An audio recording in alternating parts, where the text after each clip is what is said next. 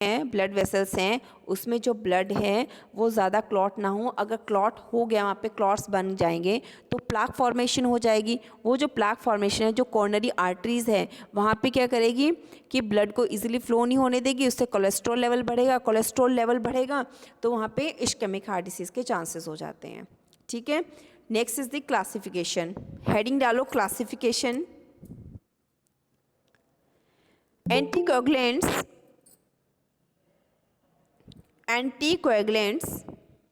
are classified as anticoagulants are classified as follows. First point लिखो, in vitro anticoagulants, in vitro anticoagulants, इसके अंदर drugs लिखो, heparin, HEPARIN, heparin, comma sodium oxalate, sodium oxalate and sodium citrate and heparin, comma sodium oxalate, sodium oxalate and sodium citrate and sodium citrate.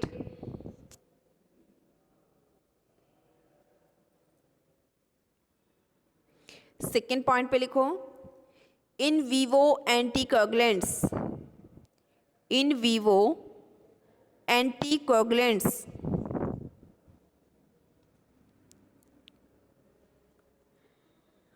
In vivo anticoagulants. Vitro क्या था कि जो हम orally, in vitro means externally और in vivo means internally. In vitro में वो drugs होती हैं जो कि हम क्या करते हैं, पेंट्रल रूट के थ्रू हम ओरली लेते हैं। हेपरिन हो गया आपकी, sodium oxalate, sodium citrate means tablets की फॉर्म में जो होती हैं। और जो इन वीवो हैं वो क्या होती हैं आपकी,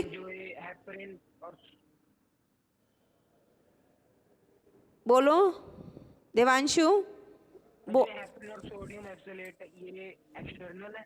हाँ बेटा, हाँ ये इन विट्रो है। ये क्या होते हैं कि ये ऑइंटमेंट फॉर्म में भी आ सकते हैं, जैसे जेल फॉर्म में आ सकते हैं। हो सकता है आपकी स्किन के ऊपर यहाँ पे चोट लग जाती है तो वहाँ पे ब्लड क्लॉट हो जाता है, स्किन एकदम क्या होती है ब्लूइश हो जाती है, तो वहाँ पे हम क्या करते हैं, इनको अप्लाई कर सकते हैं, जैसे ऑइंटमेंट अप्लाई करते हैं और वहाँ पे जैसे कहते हैं ना किसी को चोट लग जाती है तो नील पड़ जाता है। ठीक है, तो वहाँ पे क्या होता है, वो जो नील होता है वो ब्लड क्लॉट हो जाता है आपकी स्किन के अंदर।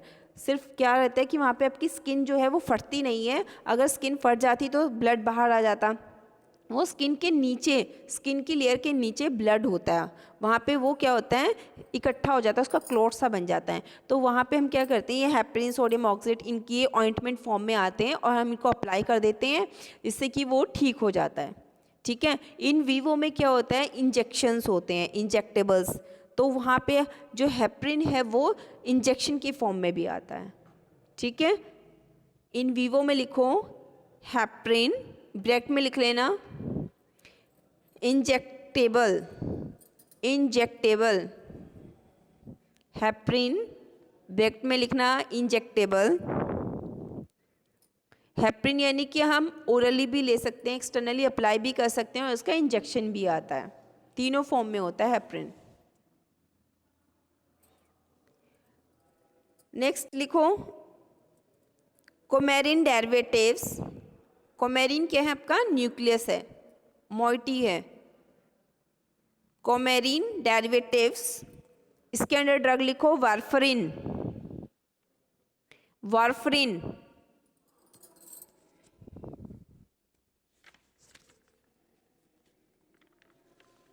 इसकी जो स्ट्रक्चर्स हैं मैंने आपको सेंड की हुई हैं, इंडेंट आयन से स्टार्ट होती हैं और मैंने स्पेसिफाइली उस पर लिखा भी हुआ है कि ये एंटीकोएगुलेंट्स की ड्रग हैं।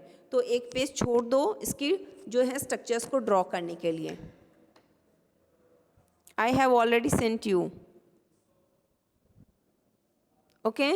एक पेज छोड़ दो, नेक्स्ट पेज पे लिखो SAR of anticoagulants, SAR of anticoagulants.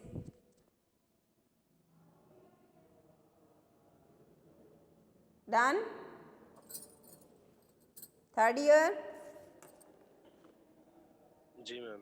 ये जो जनरल स्ट्रक्चर है एंटीकोएगुलेंट्स के सार की, ये सभी ड्रॉ कर लो। हाँ।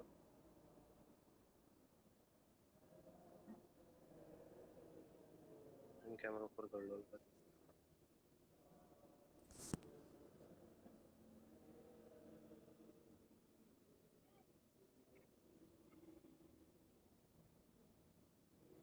सार ऑफ एंटीकोएगुलेंट्स की जो जनरल स्ट्रक्चर है, this is the main moiety और the main nucleus of the coumarin derivatives. आप इसे कोमेरिन न्यूक्लियस भी कह सकते हो।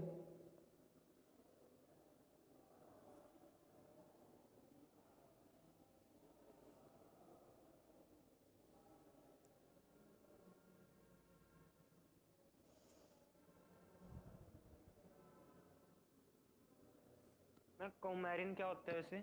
मोइटी होता है बेटा, न्यूक्लियस होता है, जैसे नेफ्थोल न्यूक्लियस होता है, ठीक है। ऐसे कोमेरिन होता है, फ्यूरेन होता है आपका, इमिडाजोल होता है, पिरिडीन रिंग होती है, पाइपेडीन रिंग होती है। तो वैसे ही यहाँ पे दो जो रिंग्स आपस में फ्यूज्ड हैं, इसका कलेक्टिवली नाम है कोमेरिन, ठीक है। जैसे आपने वो पढ़ी थी ना एंथ्रासीन मोइटी, तो उस एंथ्रासीन में क्या थी, 3 रिंग्स फ्यूज्ड थी आपस में। So this is the general structure of coumarin. ये न्यूक्लियस है। इसमें यहाँ फर्दर हम सब्स्टिट्यूशन कर करके हम क्या करते हैं, इसके डेरिवेटिव्स बनाते हैं। अब कोमेरिन बेस्ड जो है आपकी ड्रग वारफरिन है, तो इससे हम क्या करते हैं, इसकी सब्स्टिट्यूशन करके वारफरिन ड्रग बनाते हैं इस मोइटी से। ड्रॉ कर ली सभी ने थर्ड ईयर?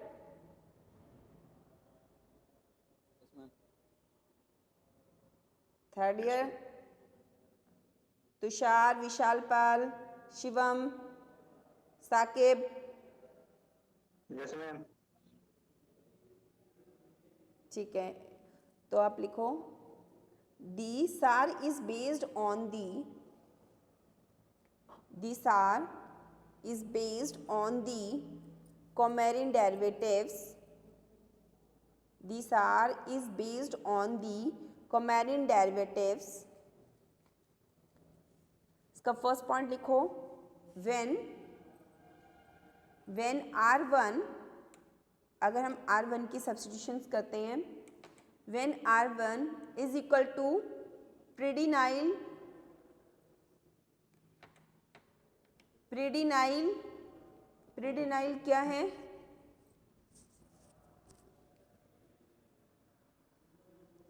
प्रीडिनाइल क्या होता है बच्चे?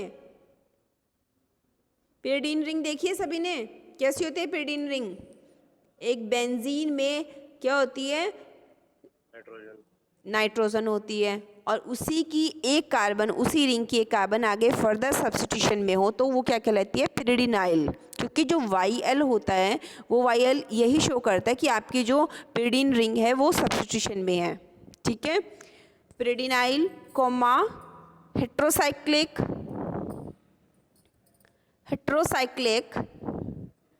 Comma cyclohexyl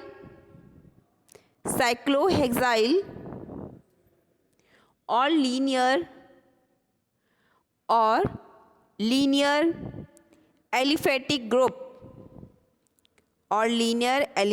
group all show ma'am repeat करना। when R1 is pyridinile, heterocyclic, cyclohexyl और linear aliphatic group all show a decrease or complete loss of activity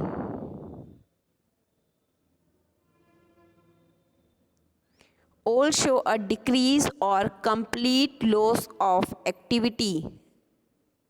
means अगर हम पिरिडिनाइल ग्रुप लगा देते हैं R1 पे, हेट्रोसाइक्लिक लगा देते हैं, या फिर साइक्लिक फॉर्म में आपकी क्या होती है, हेक्साइल रिंग होती है, इसमें 6 कार्बन होते हैं, या फिर उस पर एक ऐसी ही एलिफेटिक चेन लगा देते हैं, तो उससे क्या होगा कि कम्प्लीटली आपके जो कोमेरिन न्यूक्लियस है उसका जो थेरेपेटिक इफेक्ट है वो ख़त्म हो जाएगा।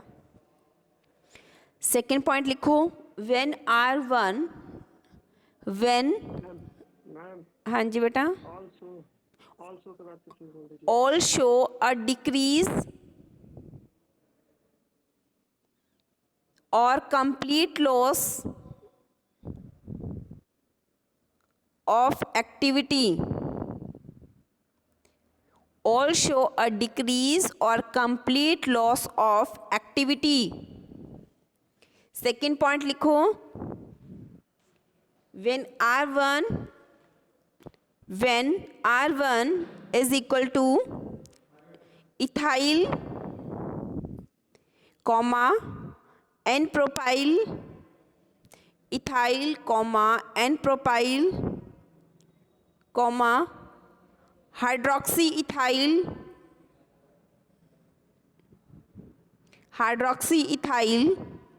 comma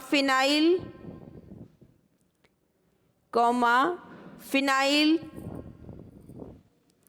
groups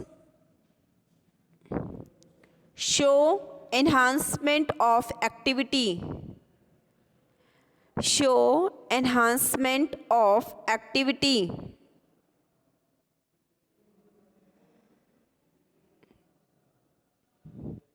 done.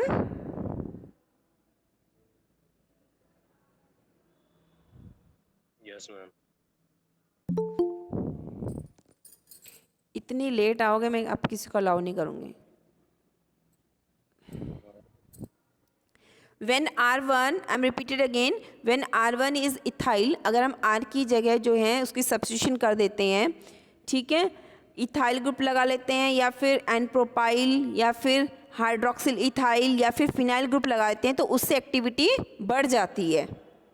ठीक है, नेक्स्ट पॉइंट पे लिखो, third point, para when R2, अब हम R2 की सब्स्टिट्यूशन करेंगे। R2 is equal to पैराफ्लूरोबेंजाइल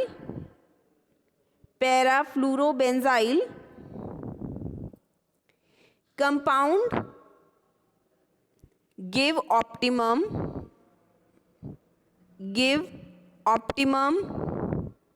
activity.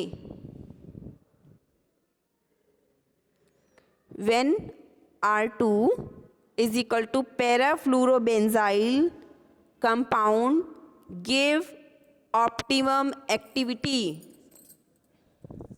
Means R2 जो है अगर हम उसकी सब्स्टिट्यूशन कर देते हैं, ठीक है, किस ग्रुप के साथ, पैराफ्लूरोबेंजाइल, मीन्स बेंजीन के साथ पैरा पोजीशन पे फ्लोरीन ग्रुप लगा होगा, तो उससे क्या होगा, आपके कोमेरिन डेरिवेटिव की जो है एक्टिविटी बहुत ज़्यादा बढ़ जाएगी।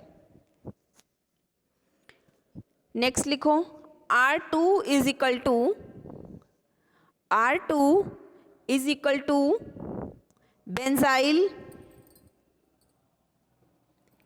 बेंजाइल, अगर R2 जो है वहाँ पे बेंजाइल होगा तो क्या होगा, एक्टिविटी इज स्लाइटली डिक्रीजेस,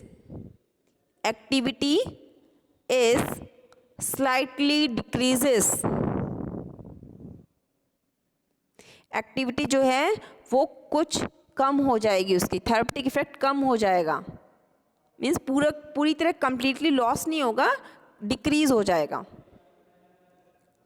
ठीक है, नेक्स्ट लाइन में लिखो, when dimethyl carbamate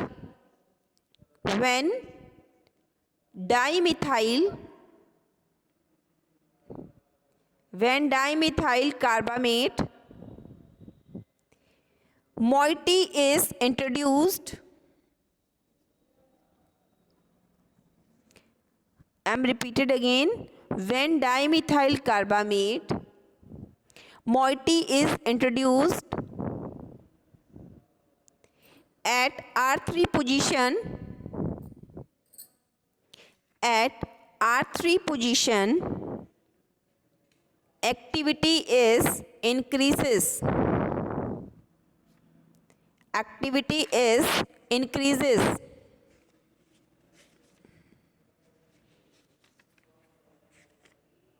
Done?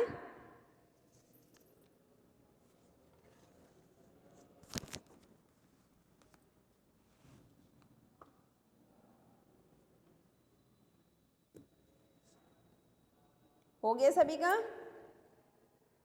Yes ma'am. Next page पे हेडिंग डालो, drugs used in congestive heart failure. Drugs used in congestive heart failure. So write down congestive heart failure. Congestive heart failure, इसे आप short form में भी लिख सकते हो CHF. Congestive heart failure की शॉर्ट टर्म है, that is CHF. Congestive heart failure is a condition in which heart is unable to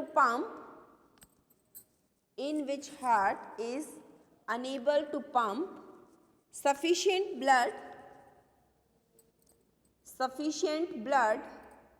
repeat करना. CHF यानी कि congestive heart failure is a condition in which heart is unable to pump the blood to meet metabolic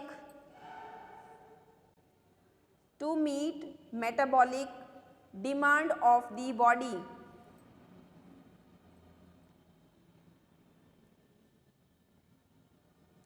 And also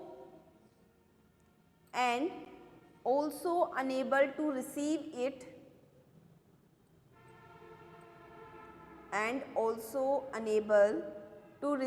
it, back, because every time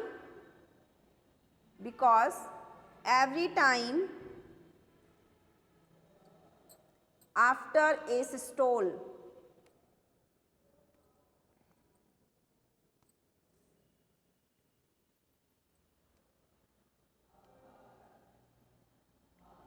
तो congestive heart failure में क्या होता है कि एक ऐसी कंडीशन होती है जिसमें आपके जो हार्ट है, ठीक है, उसमें आपका जो हार्ट ब्लड को पंप कर रहा है उसे पंप करने में प्रॉब्लम आती है, ठीक है. यानी कि हार्ट ब्लड जो है वो उसे पंप क्यों करता है, क्योंकि आपकी बॉडी में जितनी भी बायोकेमिकल रिएक्शंस होती हैं, जितने भी पाथवेज होते हैं, ठीक है, उन सभी को प्रॉपरली फंक्शनेट करने के लिए जो है हार्ट है अपना जो है ब्लड पंप करता है, सर्कुलेट करता है पूरी बॉडी में.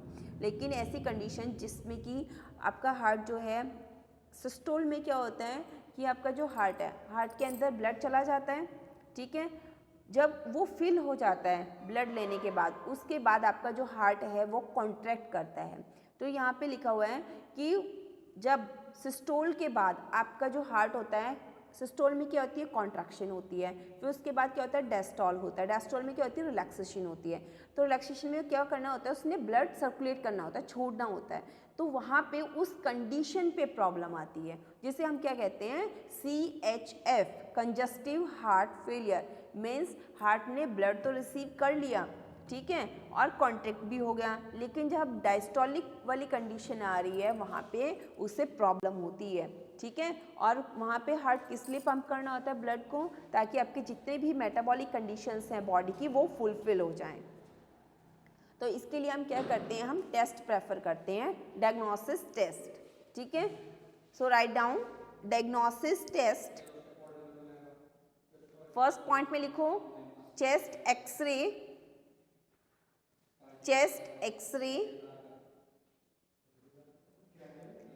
सेकेंड लिखो blood test. Blood test,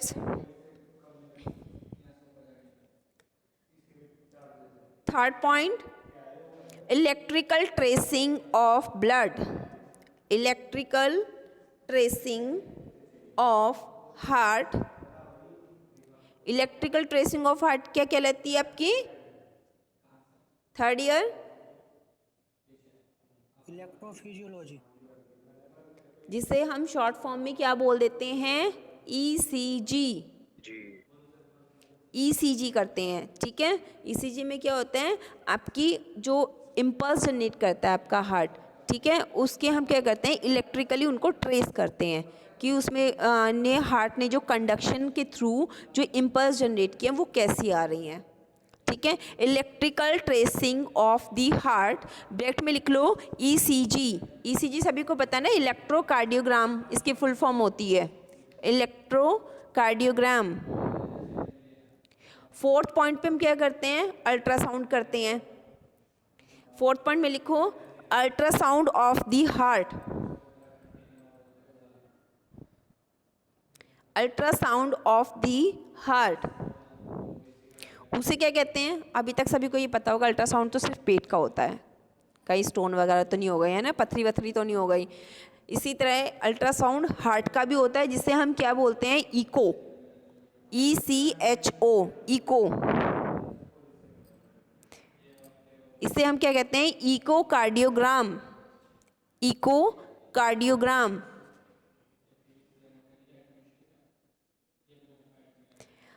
next fifth point लिखो x ray, x ray of the inside, x ray of the inside of the blood vessels,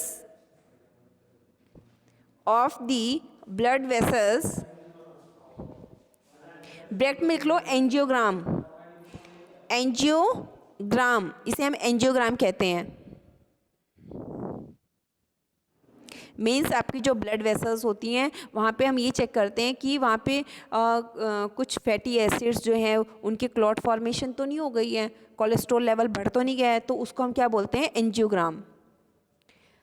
next नीचे लिखो ejection fraction, ejection fraction is the percentage, ejection fraction is the percentage of the blood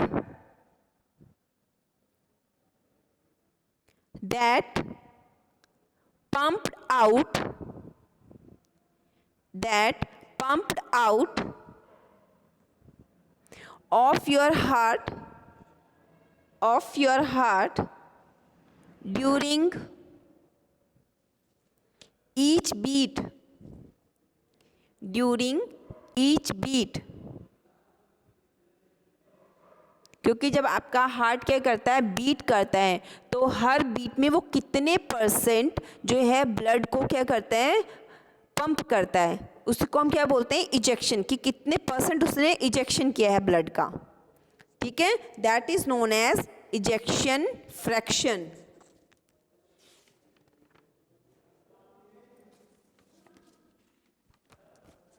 इसके under जो drugs आती हैं वो मैं आपको send कर दूंगी, ठीक है, वो नोट डाउन कर लेना। Okay third year.